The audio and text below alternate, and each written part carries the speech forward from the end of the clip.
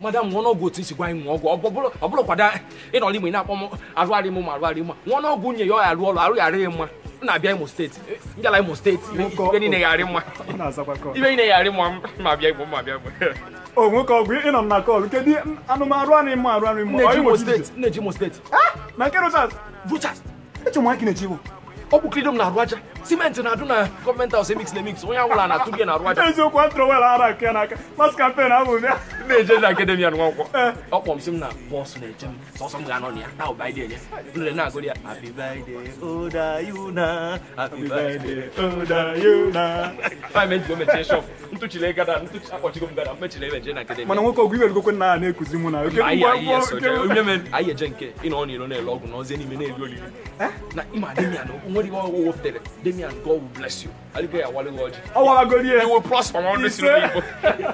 Make sure point time see Angel and Damian Nwankwo. Yeah. Damian Arike walu oji. How about also you will prosper.